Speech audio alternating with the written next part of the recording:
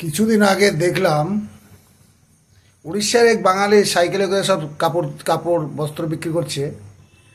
এক ভদ্রলোক এসে বলছে, এই তোর নাম কি? তো বাংলাতে বলছে, ও উড়িষ্যায় বলছে, এই তুই বাঙালি, তুই বাংলাদেশের লোক, আধার কার্ড দে। আধার কার্ড আমার রুমে আছে ভাই।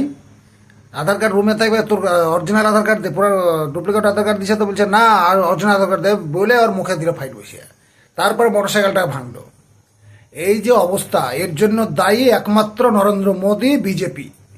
এই বিজেপি যতদিন এসছে ততদিন, এর আগে কংগ্রেস জামানাতে হয়েছিল, কিন্তু বিজেপি যতদিন এসছে আধার কার্ড নেওয়া, এক পাবলিক আরেক পাবলিকের কাছে আধার কার্ড চাওয়ার অধিকার কে দিয়েছে? এ শালা চুতিয়া মোদী যতদিন থাকবে ততদিন এরকম হবে। দেশের যে একটা একতাবদ্ধতা সেটা ভেঙে চুরমার করছে।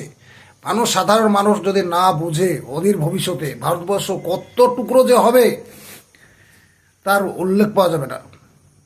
এই এমনিতে তো সাউথ ইন্ডিয়ার এমপি বলেছিল আমাদের সাউথ ইন্ডিয়াকে আলাদা করে দাও। আর ফের বাঙালি, উড়িয়া, বিহারি, এই যে দাঙ্গা রাইট, বাংলাদেশের সমস্যা বাংলাদেশ দেখবে। তুই দেখার কে? তোর দেশের নারীদের তুই অধিকার দিতে পারিসনি।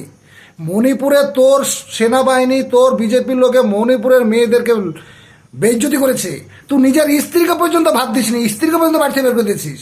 আর তুই এক প্রধানমন্ত্রী একটা কথা বলতে পারিস না, তুই বাংলাদেশের মহিলাদের কথা বলতে চাইস। আরে বাংলাদেশের মহিলারা ভালো আছে, ওখানে আমরা ডেইলি দেখছি ইউটিউবে। এই যা হচ্ছে, এই তোর মোদিপন্থী যারা বাংলাদেশে বাস করে তারা নিজে নিজে মন্দিরে আগুন লাগাচ্ছে, নিজে নিজেই মূর্তি ভাঙছে, ভেঙে নাম দিচ্ছে ওদের। আর জামাত ইসলামী, বিএনপির লোকেরা মন্দিরে মন্দিরে ঘুরে বেড়াচ্ছে, মন্দির পাড়া দিচ্ছে। তুই তো নিজে মসজিদ ভাঙিস, তোর লোকেরা ভাঙে। লজ্জা করে না এসব করতে? শালার খবিস কদিকার একটা স্টেটমেন্ট নাই তোমার মুখে যে তোমরা এই ঝগড়া ঝামেলা করো না, দেশে দেশে বিশৃঙ্খলা করো না, একটা স্টেটমেন্ট নাই।